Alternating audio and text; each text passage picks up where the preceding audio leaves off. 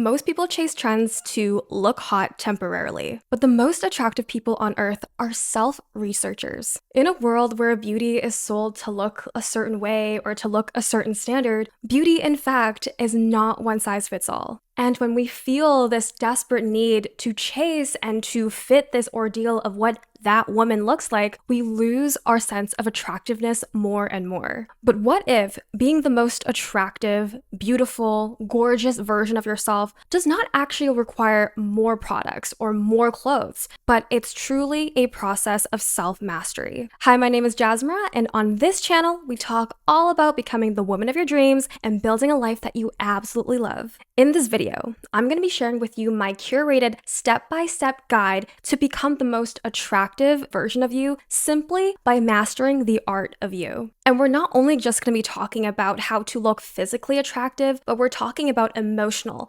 mental, physical, and spiritual well-being. Because the most attractive people are only attractive because they know that all the power that they need is within them already. They put the work to studying their light and learning how to amplify it. I've also included chapters for this video so you can skip around. You can also find the timestamps in the description below. And if you're somebody who's ready to do the real work, I'm not just talking about watching these videos, but actually transforming. I provide in-depth journaling worksheets for every single one of my videos. In these worksheets, I provide introspective journaling prompts as well as practical exercises to help you remove your limiting beliefs and write out an action plan so you can start living out as your highest self today. The link to access these worksheets are down in the description below. Now let's dive into the video. The very first step is to study your core wound and patterns like a scientist. The beliefs that you carry about yourself are secretly but powerfully controlling the trajectory of your life. A lot of these subconscious beliefs control what we think we deserve, how much we can attract in our life, and how we really see ourselves and our power. As women, we carry such deep-rooted core wounds that are not even necessarily true, but they were all driven by our own wounds from childhood. These painful and deep-rooted beliefs often drive us to make decisions that aren't actually in true alignment with our highest selves, but we make these decisions out of fear. Like, for example, always going back to a toxic ex or choosing a career that we have absolutely no interest in. These deep-rooted beliefs, if unhealed, will continually drive how we make choices in our life. If you keep holding on to the belief, I am not wanted, then what happens is that you will subconsciously seek out relationships where you aren't wanted. And it's that our actions will always stay consistent with the beliefs that we hold about ourselves. So it doesn't matter how much the 5% of your conscious mind wants to change. If the 95% of your mind believes you are unworthy of that life, then it's not going to feel safe to go for something bigger, to go for something better. These wounds show up as our insecurities, and it manifests into the type of opportunities we attract, the types of people that we end up in relationships with, the way we self-sabotage, and also how we present ourselves in the world. And the truth is, every woman that you meet, every woman on the internet, every YouTuber, celebrity is going to have some sort of insecurity. This is just the beautiful part of being human. And as humans, we're always a work in progress. The goal isn't to try to eradicate every single insecurity we have, but just doing the proactive work to release those insecurities because they are not loving to us. Looking at these core wounds is going to be a very painful process. But instead of reacting or judging, start seeing your patterns and your triggers like a scientist. The real glow up is not about trying to fix yourself, because the more that you go into self-development with the intention of fixing yourself, you create and find more things that you will need to fix. But the whole purpose of self-development is only to understand yourself on a deeper level. The real work is learning to understand yourself intimately. So how exactly do we do this? The very first thing is to start studying your insecurities. What is a comment that typically hurts you the most? Or if you are doing something very vulnerable, for example, like posting on YouTube, what is the worst comment that someone could post? Because that will accurately reflect what you are truly insecure about. The second thing is noticing your patterns around your deservingness. When life is going really good, when you're creating success in your life, or when you finally attracted that healthy partner? Do you self-sabotage when life goes well? Or do you create unnecessary chaos in a healthy relationship because that's all you're used to? These are all clues and signs around our deservingness and whether we believe we deserve to be living such a happy life. Our unconscious mind is always trying to get us back to the familiar. So it doesn't matter how amazing our life is in the current moment. If our nervous system is only comfortable with chaos, with madness, with drama, then our subconscious mind will always try to reshape reality to fit back into your old mold. The third thing to look out for is to pay attention to your triggers. So especially around who makes you jealous and why. Jealousy is actually such a powerful way to see what it is that you actually want. But the reason why you feel jealous isn't because of that other person, and it has nothing to do with that other person at all. The feeling of jealousy is all just an illusion of the so-called rules that you think you need to have in order to feel worthy, lovable, beautiful, and attractive. The more that you work on and release these insecurities and these triggers, the more you'll realize how much you've been outsourcing this sense of confidence and power to the society that will never be able to give that to you. And when you release these insecurities, you literally become bulletproof. And that when somebody actually calls you ugly, when you have released that insecurity, it won't affect you because there's no part in your subconscious that even believes that story. The process of becoming your most radiant self starts with the process of subtracting, letting go of old stories of who you think you are. You are entirely worthy and enough just as you are, becoming the most attractive version of you. It already exists within you, so stop trying to go out there to find it. The second step is to know your attachment style and love language. Everyone has emotional needs.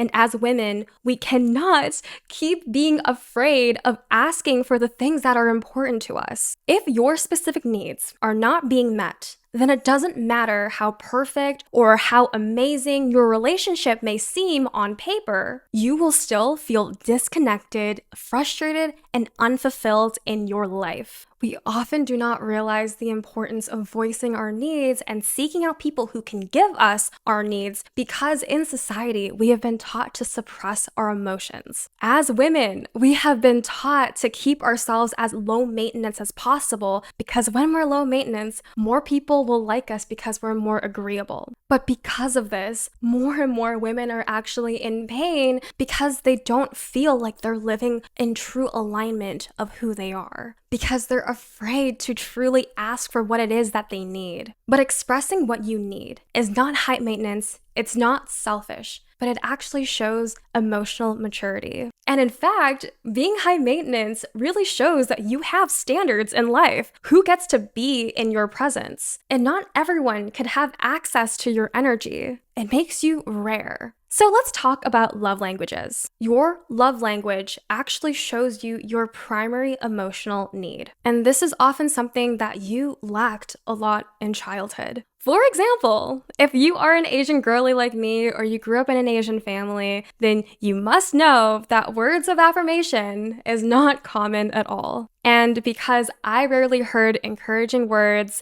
growing up, only if I did something really well, like if I got straight A's or something, then I would get complimented, but it rarely did happen. So now in my relationships and in my friendships, words of affirmation actually means a lot to me. So you writing these comments, like I read all the comments on YouTube and I'm just so grateful. It just makes me so happy. There are 5 love languages: quality time, acts of service, receiving gifts, physical touch, and words of affirmation. There will always be one specific emotional love language that will particularly stick out to you.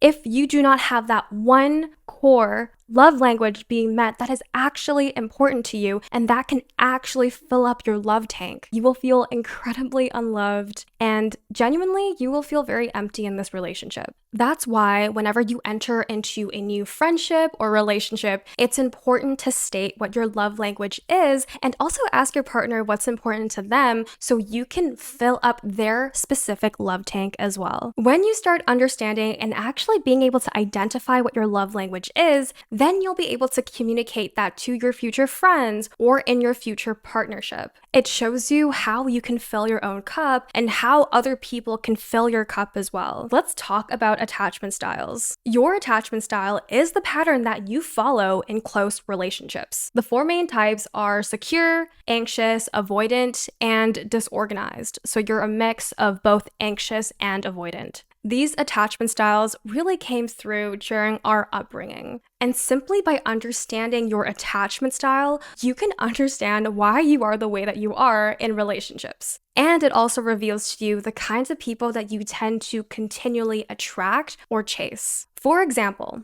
if you are anxious, then you typically love to be in close proximity with your partner. Another thing is that you may often feel rejected really easily. And on the other hand, if you are an avoidant, then typically you will shut down or withdraw whenever someone is being very emotionally intimate with you. One common dynamic that causes a lot of relationships to fail is the anxious avoidant trap. So what happens is there are two people, an anxious person and an avoidant person. The anxious person wants to get closer with their partner, but the avoidant always wants to withdraw whenever things get too close or too intimate. And the anxious person will try to get closer because they're getting too far. And then the avoidant person will run away from that intimacy because they're afraid. Neither partners are actually getting their needs fulfilled. So with this awareness, if you know that you are anxious, then don't be afraid to share and talk about the things that you need in order to feel more secure. There's nothing wrong with sharing what you need from the other person.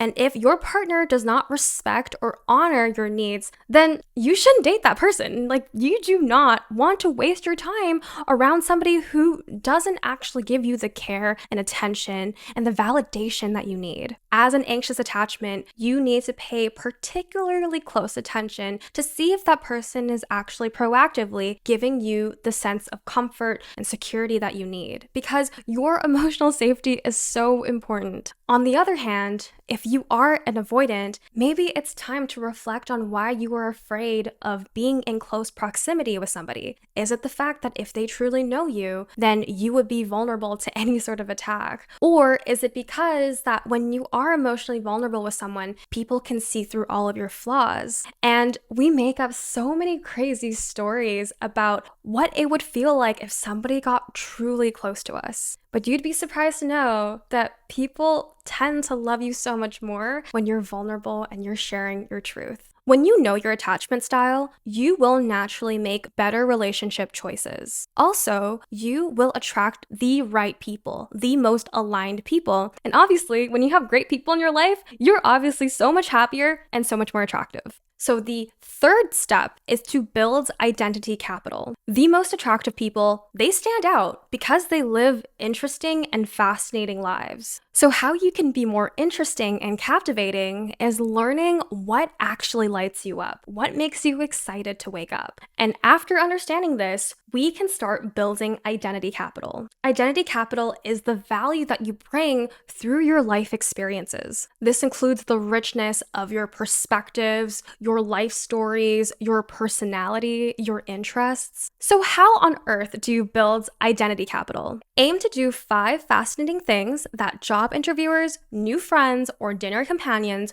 will want to ask you about for the rest of your life. How you can start doing this is start putting yourself in situations of discomfort where growth is required. If you want to go solo backpacking in Europe, go sign up. If you want to try skydiving in Hawaii, go sign up. These are all experiences that expand your toolbox, that expand your identity capital. When you live and actively create a more adventurous life, you will naturally have more stories to share. And when you have interesting stories to tell, then people will naturally see you as more interesting, more captivating, and that is what makes you attractive and different. If you've been stuck for a while or you just have never seen yourself as an adventurous person, be gradual and start small. You can take that new class that you've always wanted or do that hike on your own. It's that every small gradual step you take will snowball and you will naturally find the courage to do bigger things over time. Now let's go into your natural intelligence style. Most of us were raised in a system where intelligence only looked a certain way. It's mainly through academic performance like math and science, and your girl was never good at either, so it was really tough for me to grow up thinking that I had more to offer in this world. From a very young age, we were all taught that in order to identify yourself as smart is to be able to have high grades and then being able to go to university. If you did not excel in those two specific areas, then you probably grew up thinking that you were not intelligent at all. But I am so happy to say and tell you that intelligence is not one size fits all. But in fact, there are many different types of intelligence. The flaw with the school system is that we were taught to focus on our weaknesses. So if you got an A in English, but if you got straight C's in everything, your teachers, your parents will probably want you to fix every C that you have in your report card. We don't focus on the areas that we're good at. And when this school system has primed us to view our weakness as something that we need to work towards for the rest of our life, we end up choosing careers that we hate. So let's talk about what exactly is your natural intelligence. Your natural intelligence is the area in your brain where things naturally click. These are things that may seem really hard to everyone else around you, but to you specifically, it feels natural and it feels easy. These are also some of the things that you enjoy learning and expanding in. Some examples are linguistic intelligence, so you are naturally great with words, writing, or speaking. Musical intelligence, you intuitively understand rhythm, sound, or instruments. Emotional intelligence, you read people really well. You connect easily, or you always know what other people need. Intrapersonal intelligence is when you're deeply self-aware and reflective. Spatial intelligence is when you understand visuals, design, layouts, or how things fit together. Logical, mathematical intelligence, you're strong with problem solving, numbers, or reasoning. Bodily kinesthetic intelligence, you're naturally and physically skilled, coordinated, or great with your hands. The truth is, everyone has a form of intelligence. You may have just been conditioned to overlook this as your strength or to completely devalue it. This matters so much with being confident and attractive is because when you are naturally good at something and you know you're good at it, you attract the right people who will admire you for this skill. The most magnetic people are not people who try to master everything or they don't try to be good at everything, but their power is that they know themselves so well and they know their strengths that they end up using it with confidence. And naturally, the more that you own this natural intelligence as a part of your superpower, you will attract opportunities, people, relationships. So many new doors will open for you. The very last step is to study your aesthetic identity. A lot of people tend to like to copy trends or what everyone is wearing at this point in time, but not every outfit or not every style may fit your body type, your face shape, essentially may not entirely fit you. This part of the glow up is really understanding what looks good on you and accepting that not all pieces are made the same. Just because this one piece looks good on a certain model or on your friend may not necessarily mean it will look good on you. Whenever it comes to fashion, your hairstyle, makeup, it requires a lot of trial and error in the process to figure out what looks good on you. So how do you actually start studying yourself rather than chasing trends? The very first thing is to study your face shape. Different face shapes can suit different hairstyles or earrings or even blush and contour placements. For example, if you have a bigger forehead like me, then having curtain bangs can actually help balance out your features a little more. Next is body proportions. Knowing the shape of your body can heavily transform the way that you dress yourself. You are not changing yourself to try to fit into a piece of clothing, but this piece of clothing is made so it can fit beautifully to you. And if a piece of clothing is not a perfect match, that's okay because there will definitely be another piece that can accentuate your features. For example, I have seen on Pinterest, on Instagram, all of these women wearing these really beautiful high-waisted pants, and I have wanted to wear these pants for the longest time, but whenever I do try them on, I look at myself and I literally look like a trapezoid. But through further experimentation, I realized what actually fits my body the best, which is bodycon dresses. It just makes me feel so good. They're comfortable, it makes me feel sexy, and it does accentuate just my positive features around my body, and it just makes me feel so confident. Stop fighting your body shape and stop blaming your body for not being able to fit into the trendy clothes that are probably going to be out of season tomorrow. The next thing is analyzing your undertone and color analysis. Certain colors will make you glow, and there will be other colors that may not look as flattering. Find out the tones that actually flatter you. So if you have a cool undertone, if your veins are bluish and purplish, then you have a cool tone. What that means is that you are most suited around wearing cool tone jewelry like silver. But if you have a warm tone, if you look at your wrists and you do see like warmer tones on your wrists, then you may look better in gold jewelry. Use this opportunity to invest in someone who can do your color analysis for you. And I actually know a friend of mine who used ChatGPT to be her own personal stylist, and all she did was she sent up a photo to ChatGPT and asked ChatGPT to give her a full color analysis.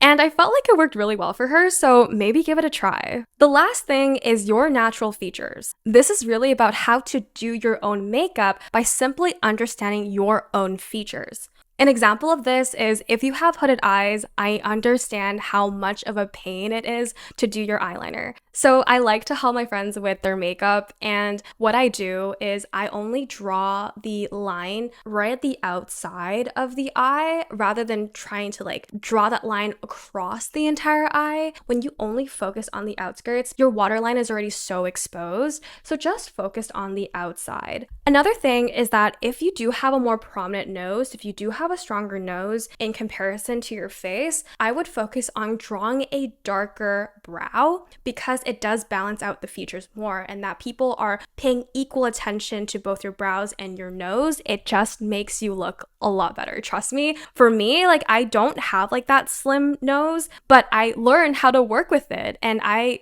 do find that when I draw and have a darker brow, I naturally look more balanced. What I would recommend that you do is if you do not have a stylist in your life right now, that is okay. We can use our bestie ChatGPT and just write down what your body type is, what your face shape is, what your undertone is. If you want ChatGPT to do your color analysis, feel free to do that as well. And also tell ChatGPT what are some features, like what does your face look like, what are some prominent features that come up, and what makes you unique. And then ask ChatGPT to curate a unique aesthetic identity based on you. ChatGPT will recommend pieces or even tips to help you enhance your features. Another great tip is to find creators that have the same body type as you, and just learning what their clothing style is can help you feel more inspired to elevate your closet. And the reason why they're well dressed isn't because they're chasing every single trend on TikTok, but it's because they know their body so well that they know what looks good on them. And they also know what feels the best to them. And we've reached the end of this video. Thank you so much for tuning in all the way to the end. Remember to stop chasing beauty,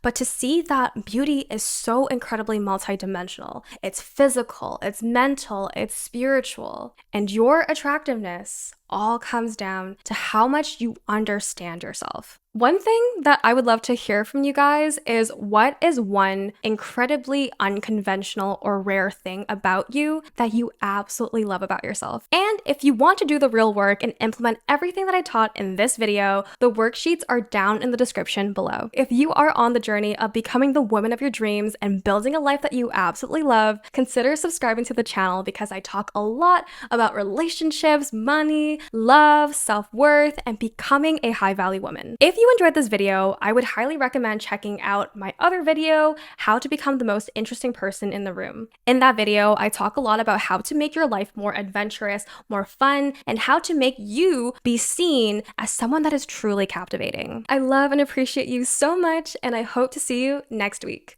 Bye!